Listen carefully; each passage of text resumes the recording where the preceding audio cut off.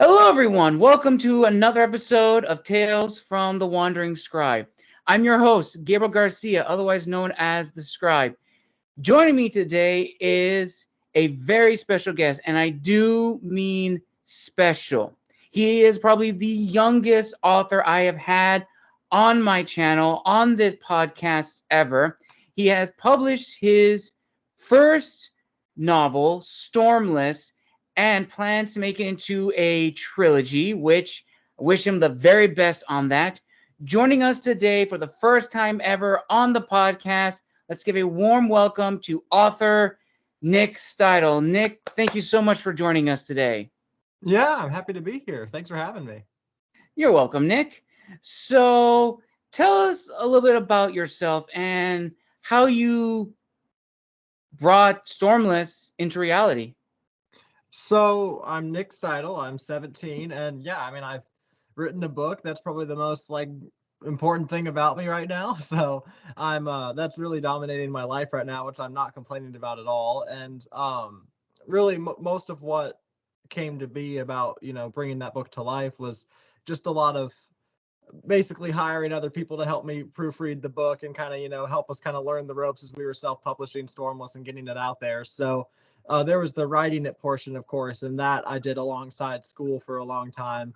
And then, of course, we moved into more the publishing side of things, and that was totally great. And now I'm just focusing on college apps and writing book two. So yeah.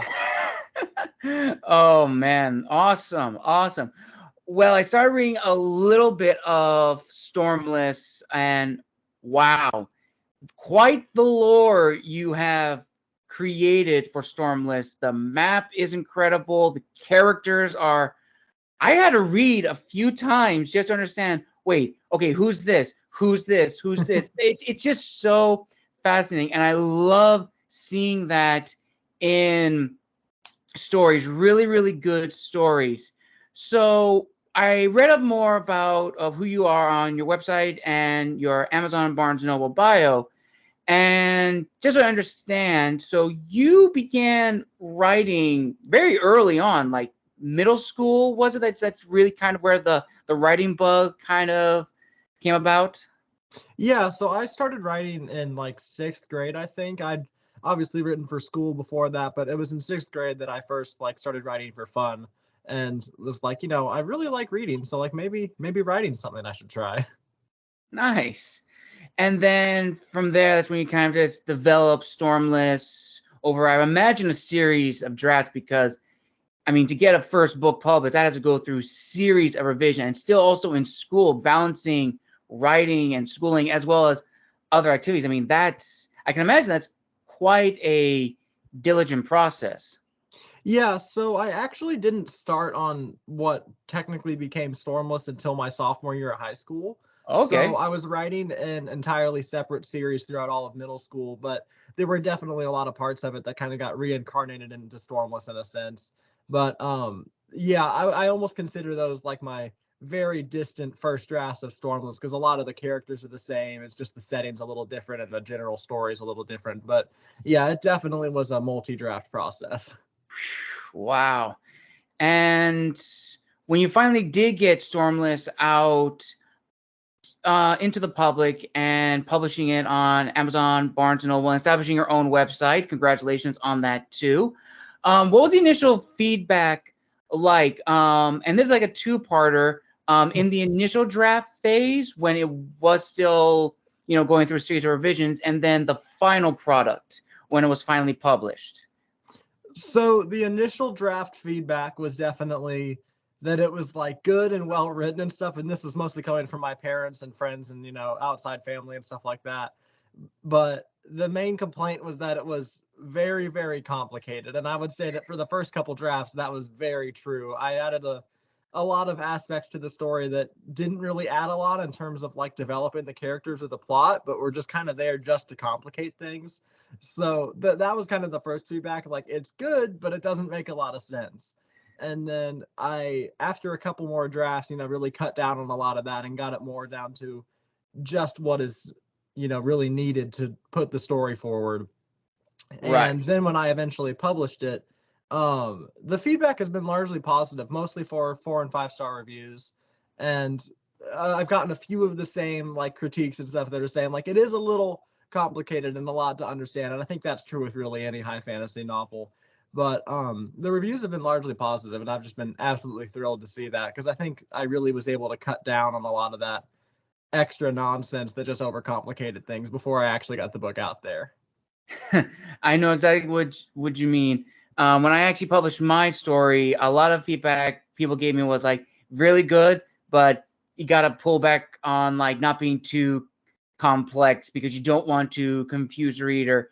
And my initial readings of like the first few chapters, I didn't get as confused, but definitely I could definitely see where. But still, the lore you've created and everything, I'm very impressed. I'm actually blown away by the world you created, which is so unique. And I think that's really important for fantasy because fantasy broadens into a wide range of different subgenres, which then kind of leads into my next question. When you were creating Stormless, did you have the idea that this is a book you want to get published because this is something you would want to buy if it was already out? Or do you want to write this and publish it for readers like you? So I would say it's kind of both, because it definitely is something that I would like want to buy and read if like it weren't written by me, if that makes sense. But Right. I also do think that it is for readers like me, because what I was really setting out to do with Stormless was I was setting out to write a story that had all like the fun complexities and intricacies of like a good high fantasy story, but also I wanted there to be like a relatable protagonist that people could really like see themselves in. And a lot of times you don't see that in fantasy. I feel like sometimes fantasy authors get a little too into like the perfect hero kind of thing, or like sometimes on the Right. opposite side of things, like, you know, the really wimpy person that ends up getting powers and, you know, becoming the hero. And I wanted to kind of create a protagonist that was more like just kind of relatable, like run of the mill guy that, you know, people could really relate to. So I really just kind Right. of pushed those two things together. And I think that that is how it kind of ends up being like both for me and for people like me. Nice. And I can't believe I didn't ask this before, but we now to talk about Stormless a few times. Tell us, what is Stormless for the listeners out there?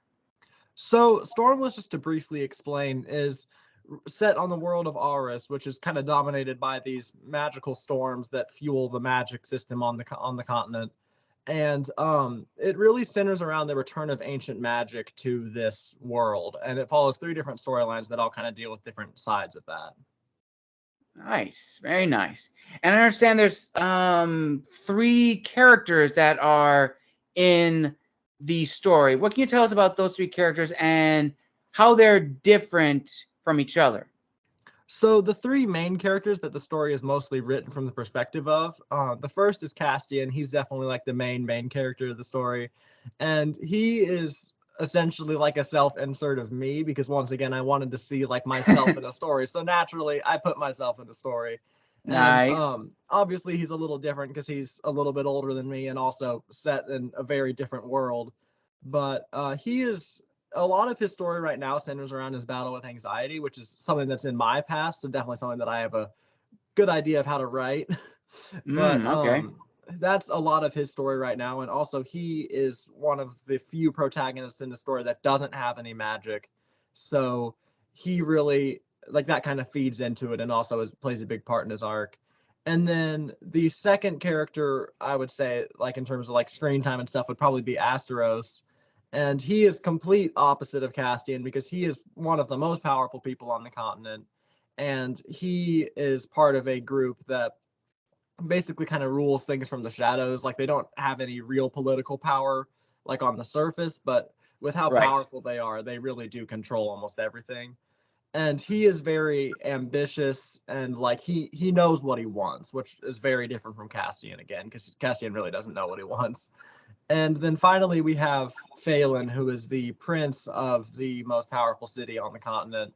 And he is kind of somewhat in between the two of them, but also much younger because he's only 15. All And right. he is really just, he's very powerful, but he's kind of one of those people that like has no idea of his true potential yet. So he's really just still like growing into himself, if that makes sense. Wow, very nice. Yeah, so just from that, those characters I really, really love. I love characters from different backgrounds sort of like coming together and their stories interconnecting. And I think that's always the best thing when it comes to any kind of story is like the forming of like these, to use a word from another book, fellowships coming together and just bridging everything together. I always think it's fascinating. Plus, it allows the reader to identify with more than one of the characters, which is really, really nice. Also, when the characters are also like truly fleshed out and really expanding who they are to be their most authentic selves, if that makes sense. Yeah, definitely. And that was definitely like the most exciting part about writing this book is I got to explore so many different perspectives. And the way I write it is I would write one storyline at a time until they like intersect in some way, and then I would kind of catch the other one up. So it really allowed me to like get in the head of whatever character I was writing for at the time. And that was just really, really fun because I can definitely see the different kinds of readers that each character would attract. And it's interesting because I think Right. that they'll be able to like see themselves in maybe one character, but also kind of see into someone else's mind with the other characters. So it's kind of the best of both worlds in my mind. Nice. Very nice. Now, another question I did want to ask you is for the person who may watch this at the very end and listening to out the full interview, they would think, wow, like he's in high school, he's applying for college, and he's doing all of this stuff. Like that would seem like an overload of like so many things and like making sure each thing gets the right amount of attention. So how do you balance that workload out between your academic work as well as your writing work? So the way I kind of do that is I really just split up my day into two parts. And the way that I kind of think of it is like I think of like a day as just like a full 24-hour cycle, like starting with the morning. And what I normally do during the school year, I'm on summer break right now, of course, but during the school year, I'll get up an hour or two earlier than I need to, and I'll just write before I go to school. So I'll kind of be in writing mode that at that time of the day.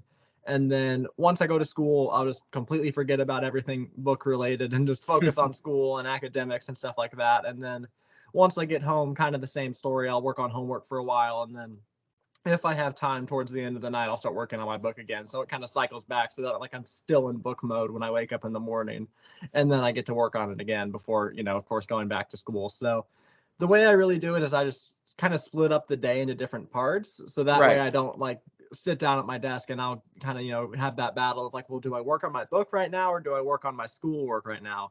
That way I really just like have a set schedule that I'm able to stick with. You're the second person that said getting up early and writing. I've had one other guest on this podcast who said the exact same thing. She wakes up like at 4:30 in the morning and then goes to work, and then she spends almost 6 hours in like the evening just writing, and she doesn't end till like almost like 1 in the morning. It's like, how? I barely do, like, I block out an hour of my day just writing, but I find that does definitely help. It does definitely give you like a set period that's just writing, and it definitely shows when you have to have a schedule, which I think is important.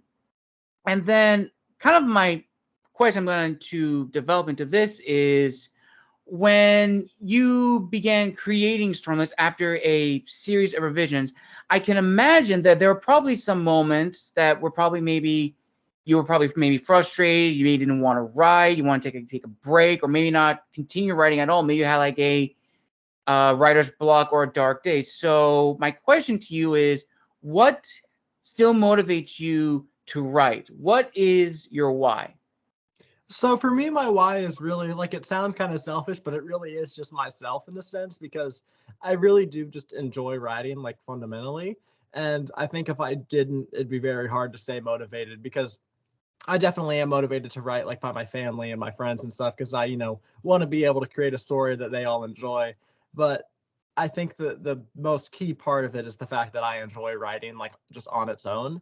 And there are definitely times where like even just a couple weeks or a couple months where I'll just like not really feel like writing as much. And what I'll normally do then is sometimes I will just kind of power through it and keep writing, like if I have a deadline to meet or something. But if not, then I do typically let myself take that break, because I know that the experiences that I'm having, like instead of writing, will feed into the writing when I come back and work on it again. Because the fun thing about writing is like you can never like max out. Like you're always getting better like every time you Right. sit down to write. So even if I do take a little break, I'm still thinking in my head like I'm still getting better at writing even now, just because I'm just living life and gaining Right. experiences. I 100% agree. My brain can never even shut off when I break away from my computer after I've been writing for like maybe like 5 days straight. My mind is constantly thinking of the characters that I've created, the worlds. And whenever I talk to people about it, it's like, how can you still remember something you did 3 days ago? It's like my mind never shuts off. I'm constantly thinking about it, which is a blessing and a curse, because you can never just shut off your writer's brain. It's always going to be part of it, which it's really nice. It's really fun. It helps keep your mind very active, which I've seen like, writing and reading are really, really important for an author, which then kind of leads into my next question, Nick. So for you growing up, who have been your role model authors, and what books were a big inspiration for Stormless, as well as your writing style and author voice? So I would say the top author, especially in the last couple of years, has probably been Brandon Sanderson, because I think that he's definitely one of the probably the best when it comes to like building unique worlds and like really just creating amazing plots that just like blow the reader away. And he's definitely been a big inspiration for me. And also Sarah J. Maas is another one, because I've read the whole Throne of Glass series once or twice now. And I just love that series because I think she does an amazing job at working with the way that the characters interact with each other and just like building Right. each character into like a real person essentially. So those two authors have really been huge inspirations for me, and pretty much anything either of them have written as far as books go, because I think that Brandon Sanderson has a really good hold on the plot side of things. Not to say that he doesn't have a good hold on characters, because he very much does. But Sarah J. Maas focuses more on characters and not as much on like developing a really, crazy magical world and stuff like that. So I really try to take the best of both of those and like kind of combine them together in my own writing. Dang. You know what? I always love this question whenever I ask my guests, because it introduces me to authors that I have no idea of. And I think that's really, really cool. I have gotten so many books. Like, you can't see right now, Nick. I'm surrounded by my library. I have, to my left, I have a shelf of books ranging from historical fiction and reference books. To my right is my old bookshelf with fantasy, which includes Lord of the Rings, Redwall, and the Dragon Knights trilogy, Star Wars. I have so many, it's ridiculous. And that's my friend makes a joke saying he doesn't buy anything else. He buys only books. And I can't help it. I love reading. I love reading books. But the thing is, I don't give away books. I just constantly hoard them. And they always joke about it, saying, sooner or later, you're going to be surrounded. You're going to have to turn your room into a library. It's a funny thing, but it's like, kind of. And I can rent books out, which is ultimately, it is fun. Which then actually, it's kind of like, a tangent question. Well, not a tangent question, but has your book ever been compared to another book by either like a family or friend or even reviewer who's made a comment saying, your book kind of reminds me of this? So actually, yes. And this was like the best review I've ever gotten. I don't remember who it was. It was, I want to say it was like the Book Life review that we got or something like that.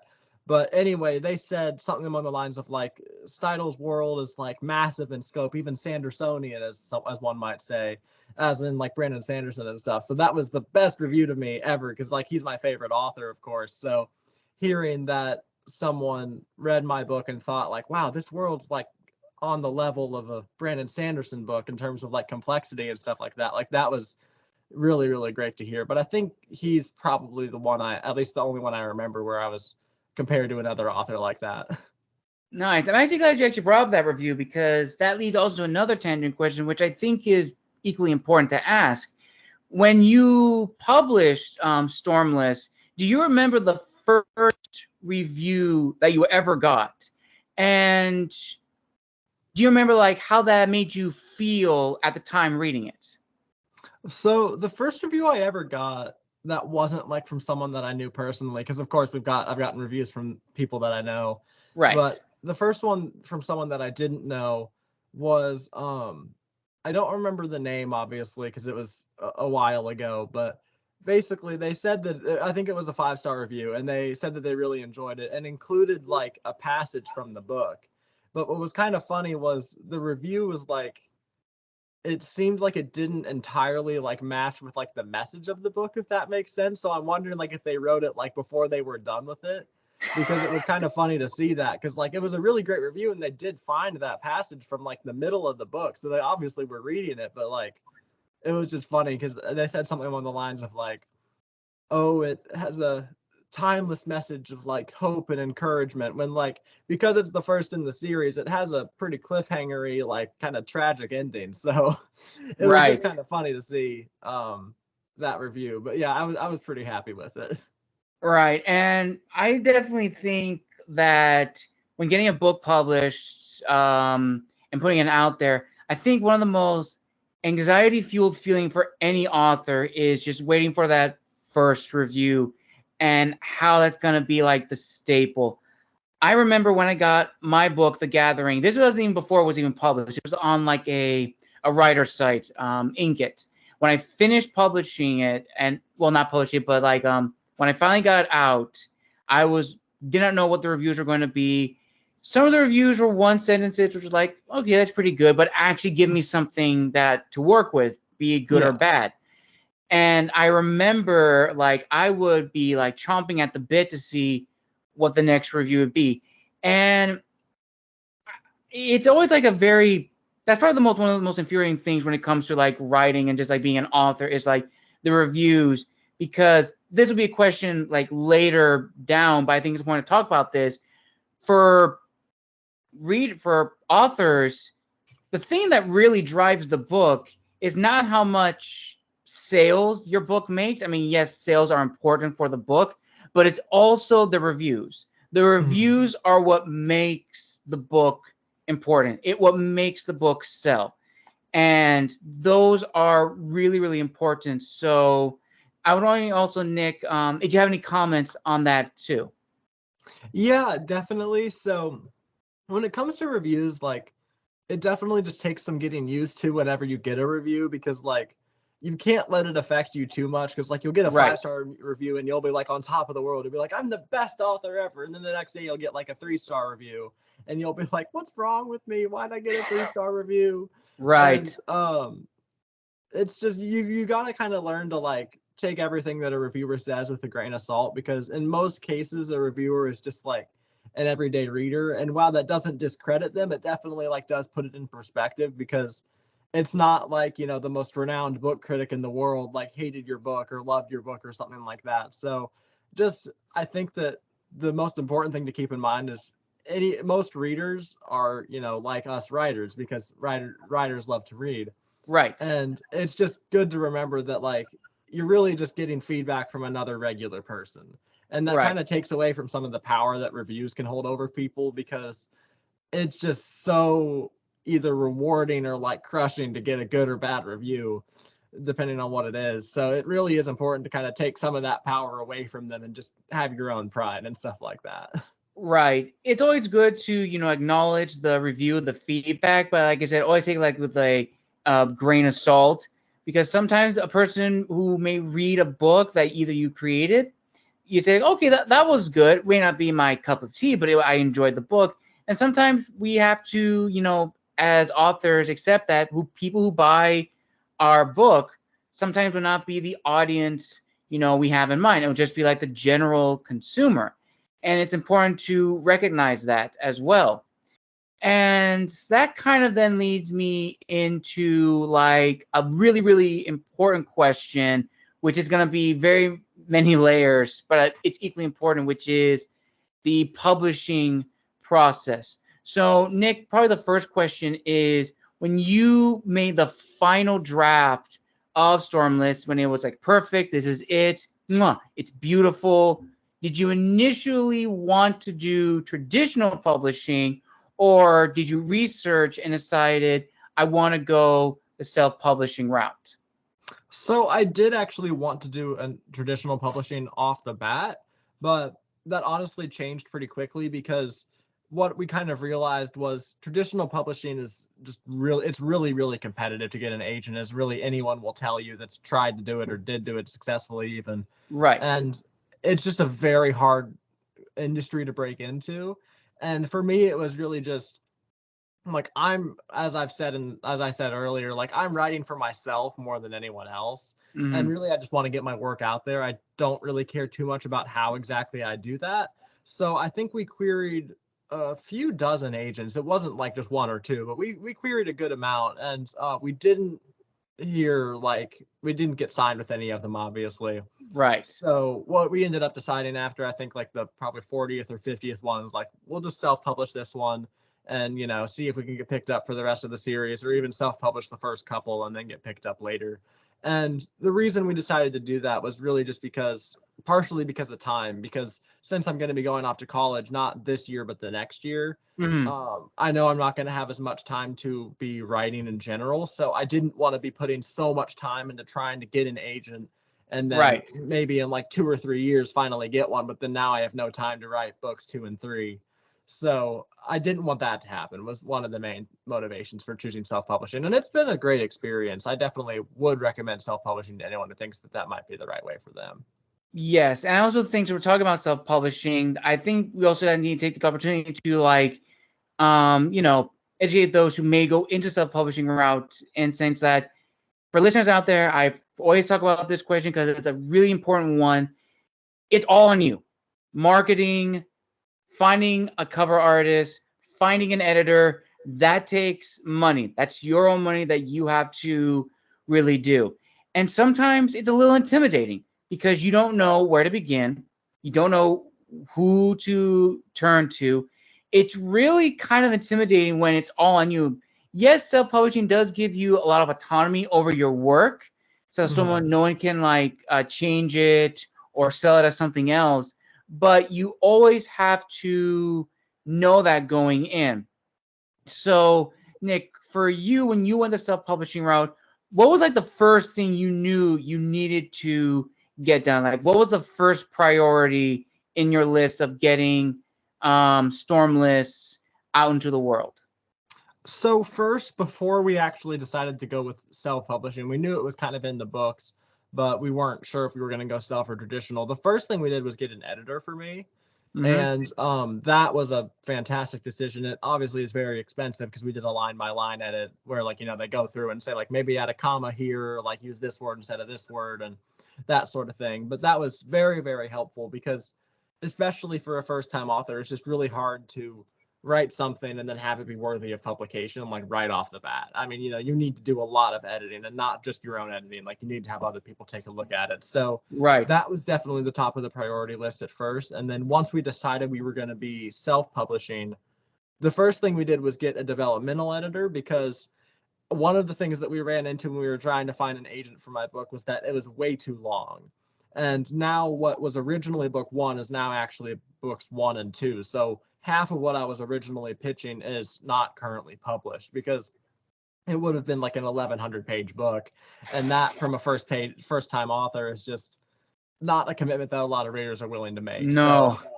yeah, Yeah. we went to a developmental editor and we're like, hey, we want to split this in two. Like, can you help us find a good place to do that? Or, maybe move some things around and like make a good first book and a good second book, because originally this was all going to be one book. So that was also the first thing on the list once we did decide to self-publish. So really editing has always been pretty much first in line for me. Wow.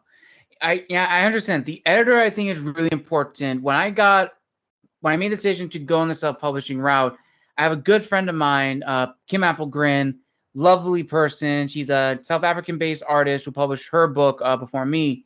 And we actually drafted up a contract, and she did 3 different types of edits in a period of 6 months. And each time the edits were like very specific, like there was like general edits, then there was proofreading, and then there was the final revisions, which had their own set of requirements. And after which the book gets, it was smaller and smaller. And ultimately, I think authors who go in the self-published round for an editor, they have to consider, what you initially created may not be in the final print. And we have to realize that. And it is important. Now, granted, you can take the editor's comments with a grain of salt, depending on what it is. Like if it's like a really important thing, then it's best to talk with the editor and saying, yes, I have to do this. But if it's like a small little thing, then that's your judgment call. And then for marketing, Nick, what was like the marketing strategy for Stormless? Like, how did you, spread the word that, hey, I have this book out? And did that kind of lead to the creation of your website? So my website was definitely like part of the marketing, and it was more like kind of the landing pad for like where the marketing would send people. So it was definitely a necessary part of it, because like when we sent out and set up an ad, like we wanted people to have somewhere to go rather than just the Amazon page, because Right. it's a little like, I don't know what the word would be, but when you click on like an ad and it just brings you straight up to the Amazon site, you're like, okay, well, all they want me to do is buy the book. Like I like taking people to my website, which then kind of shows you like, okay, this is who this person is, this is what the book's about. And then from there, there's a link to the Amazon page where you can kind of be like, okay, I think this might be something I want to buy. So the ads that we set up were mostly on Amazon and Facebook, and those just work like, I think it's like pay per click basically. So it was a pretty effective way to set up an ad, because it wasn't like if 10 people saw it and no one clicked on anything, then we didn't have to pay anything. So that was Nice. a nice system to use, because we really did get like kind of our money's worth out of that. And beyond that, I actually started an Instagram page for my book and kind of like for myself as an author. And that's up to, I think, like 13,000 followers now or something. So that has been probably the source of most of our sales, I think, because I actually just took a couple weeks as like a little break just from social media and stuff. I went on a couple of vacations and all that, so I really wouldn't have had much time to post anyway. But our book sales have since like kind of dropped off a little because I've stopped posting. So we definitely know that is like one of the main sources for where I'm selling books. Yeah, that's actually thinking about the website. I'm actually still trying to create my website as well, because website is definitely important. And it's also kind of like a very friendly way for customers to get an idea of who you are, as opposed to saying the link is to like the Amazon page or the Barnes and Noble page. With the website, it lets the reader kind of get a sense of who the author is, what they're about, and links to their other content, which is important too. And then this one's actually one that a previous guest of mine brought up, but was equally important. So, Nick, this one's going to be a big loaded question, so apologies in advance. So, she told me, it was on the same question, and she said, probably the harshest truth for a self-publishing author is that 9 times out of 10, the book you're going to be remembered for is not your first book. She said that her book, Seasons of the Dragon, which I currently have, great book. Oh, her name is Natalie Wright, awesome person. That was her 7th book, and that is the book that she is most known for. She's written like 6 other books, but they got nothing. It's the 7th book that really brought people into knowing who she is. And when she told me that, I was like, oh, shoot, I didn't really consider that. So, Nick, have you ever had that thought or had that statement come about from like a friend or like a reviewer, or just your own private thoughts, thinking, is this book really what's going to like establish me as an author? Or is it going to be the next books in the series, or an entirely separate series that's really going to establish who I am? So I've definitely thought about that a lot. I think that that is something that any author would want to consider before they start working on their first book, because it is a smarter decision to write a standalone rather than a series right off the bat, because as you said, most of the time your first book or even your first 5 books aren't really going to go anywhere. And I think that when you start a series and kind of get locked into that for the next couple books, and the first book doesn't do amazing, then obviously you're a little discouraged to keep working on it, because you're like, well, I mean, I'm only going to get fewer readers for the second book than I did the first book, because like Right. it obviously never goes up, because you're not going to read the second book without reading the first one. Right. But I think that it's not necessarily a bad idea to go and write a series first, because the way that I kind of look at it is I'm going to finish the series and then probably not get too much, like, you know, quote unquote fame from it, but like maybe a standalone book that I write afterwards will get a lot of attention, and then people who like my writing style will have a full series to go back to and read. So it's not necessarily a bad thing in my mind, because even though it might take me a little longer to really get out there, once I do like kind of make my mark and kind of get some readers that are like fans of mine, then they're going to have a full series to read, rather than having to read one book, wait 2 years, and then, you know, debate whether it's worth rereading to read the next book. So it definitely is kind of a tough pill to swallow at first, because you're like, this story's so good, or like, you know, of course, even if it's not the best story, you're still going to think it's amazing. So that first book is always probably not going to go too far, and that's kind of just tough to accept for a lot of people, but that's definitely no reason to stop writing, in my opinion. I 100% agree. When she told me that, you know, yeah, as you said, it is a tough pill to swallow, that this first book that you create, your child in sense, is not going to be the one that's going to really get people to know who you are. It's going to be other books in the series or an entirely separate series. But hey, she said, look at this. If someone really likes your like 7th book and they really want to see your other work, you got 6 other books they can look at. You have 6 other works they can really enjoy. And then that's when you get your audience. And listening to that, I was like, you know, that's actually not a bad way to look at it. And then kind of like what you said, going off what you said about, you know, not giving up as like an author, for you, and this is kind of like going back to like other previous questions, what books would you say challenge you to be a better writer? Now, these don't necessarily have to be the same books that you like as a reader. These can be entirely different books that push you to be the best fantasy writer, the best in character development, the best in world building. What books really push you to be the best of the best?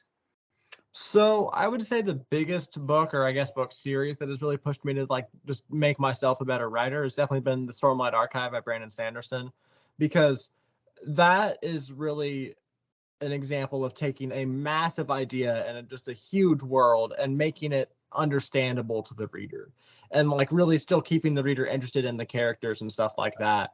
And that really pushes me to be a good writer, because that series does a really good job of balancing like the plot itself, but also the characters, rather than just focusing on like all the twists and turns of the plot and then not at all on the character relationships, or vice versa. It does a really good job of kind of combining the two and keeping you interested in the story, but also keeping the story itself very, very like intriguing. And I think Throne of Glass, as I said earlier, is another favorite of mine. And that is definitely another series that has pushed me to become a better writer, simply because the character relationships are just so well developed that I want to be able to write a story where people feel the same way about my characters. And I know I'm still a ways off from doing that, because Sarah J. Maas is, I mean, just an incredible author, and she's had so much practice, obviously. But it's really just something where when I read that series or reread that series, I think like, man, I really want to get to that level where I can like make someone care about my characters as much as I care about these characters. I 100% agree. And everything that you said is hugely important. And ultimately, I like when I get answers to this question, because sometimes the books that we read that we enjoy are sometimes not the ones that really push us to be, and sometimes they are, which really shows that, you know, you're enjoying it as a reader, just casually reading. But if you want to be an author, that's when you have to take off the glasses as the reader and now critically analyze how the author organizes the story, how are the characters acting, and ultimately what's the flow, and ultimately are there any themes. That's when you have to look at the book in that regard. And ultimately, everything as you said is entirely true. And another question I did want to ask you, Nick, and this also ties back into marketing. And you don't have to answer this one. I don't know if you can, but going back to marketing, connections is also a really important thing of, finding people that can, spread the word about your book. How I learned about you was actually from a woman named Catherine, who I actually met on Readsy when I was talking with her at the time for one of my works. Now, again, you don't have to answer this. I don't know if this would break any client privilege, anything, but can you talk about how you guys met and ultimately how she has helped you as a writer? Yeah, so I'm pretty positive I can talk about that. I met her through Readsy, as you said you did, and she is, I mean, she's a publicist, is her like profession in this role and stuff. So um she has really helped me just getting, gigs like this, or I'm talking on a podcast with someone.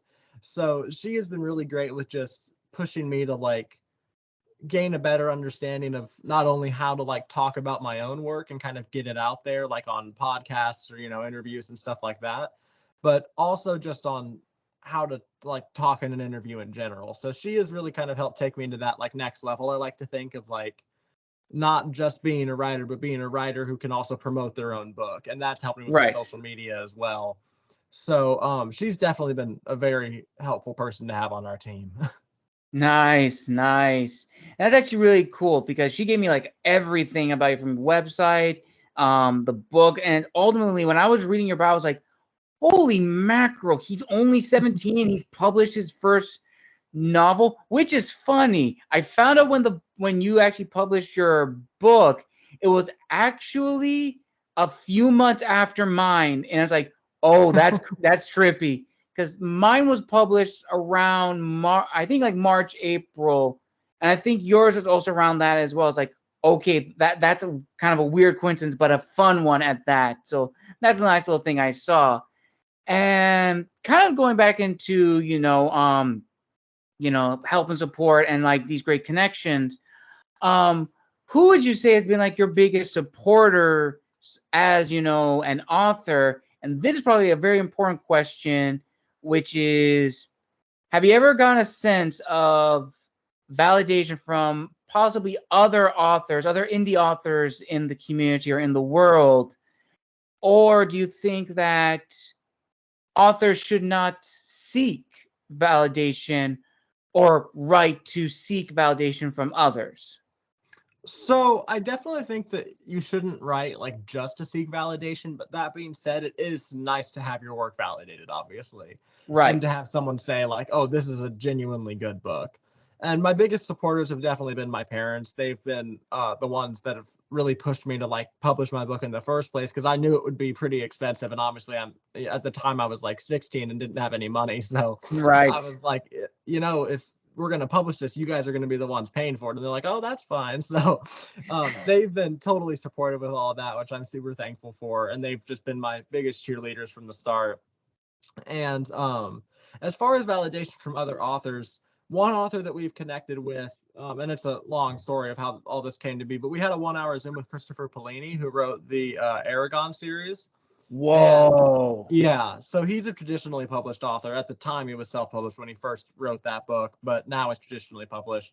And he's been pretty supportive. I think he's read like part of Stormless, but not all of it. He's not like a super close connection of ours, but that Zoom with him really helped us understand like what the publishing world was like, and having that validation of like I'm talking to a real author about like real author things, like that was kind of cool.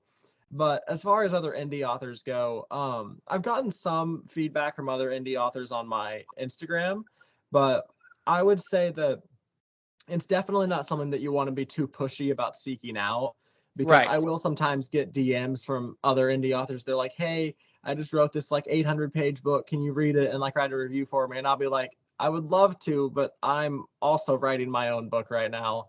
And like, Right. I don't know that I necessarily have the time to commit to reading that long of a book from someone I know nothing about.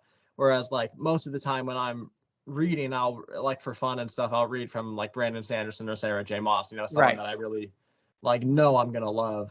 So not to like discourage people from talking to other indie authors, but you do have to have a certain respect for people's time, because Mhm. especially for self-published authors, like we are putting in a lot of time into our own work because we Yes. have to handle everything, and we don't always necessarily have time to read someone's book and give them feedback on it. But that's not to say that like no self-published authors will, because I know some people love doing that, but for Mhm. some people it's just not their focus at the time, and that's totally Right. something that people have to respect.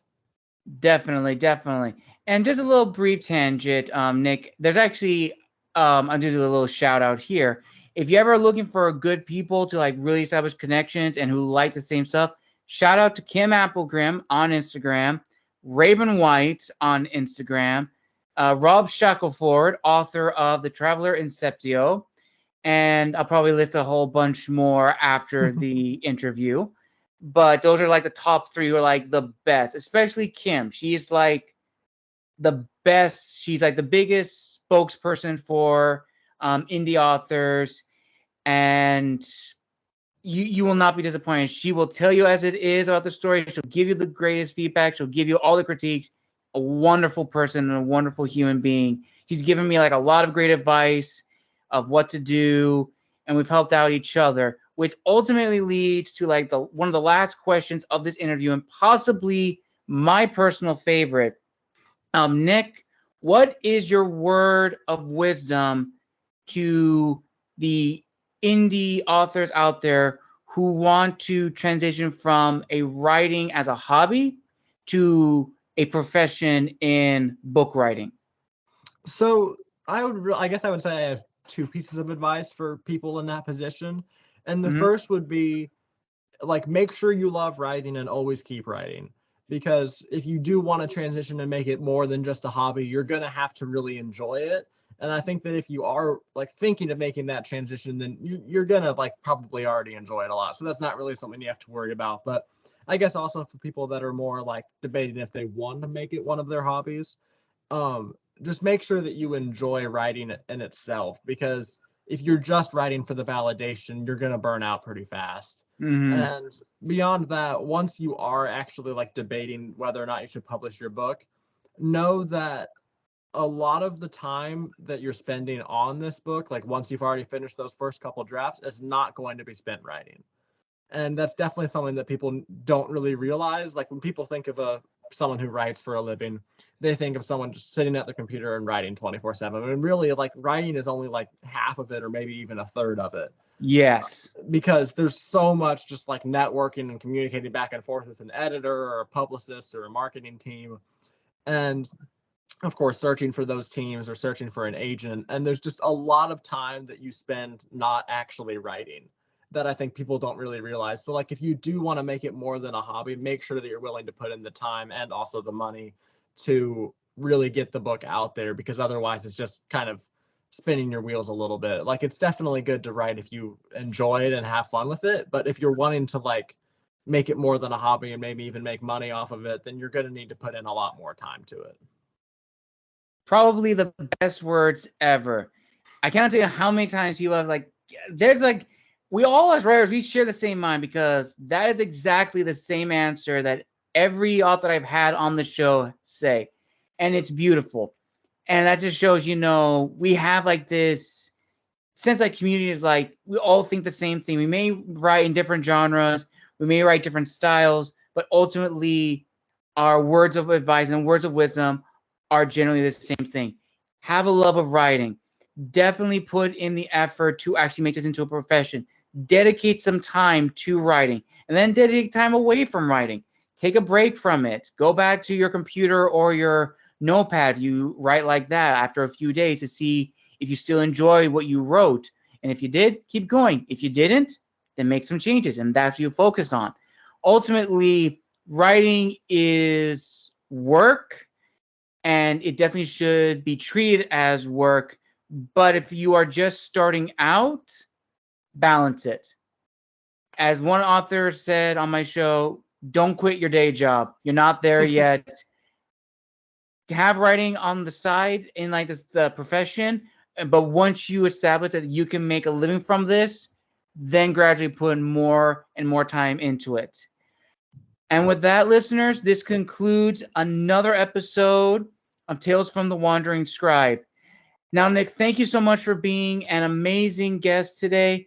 And where can people follow and engage you to know more about Stormless, its sequels, and just to keep up with you in your daily author life? So the best place to find me is at Nick Stitle Author on Instagram, which is just NICKSTITLE_author. And I check that pretty regularly. I just finished my one break for the year, so I'll be back on that a lot more in these coming months. And that's just definitely the greatest place to kind of keep up with me. All right. Well, I will link all of those down below in the description of this video, as well as the link to Stormless. If you want to buy it on Amazon and Barnes & Noble, you can also go through his website as well, Nick's website, to go from there.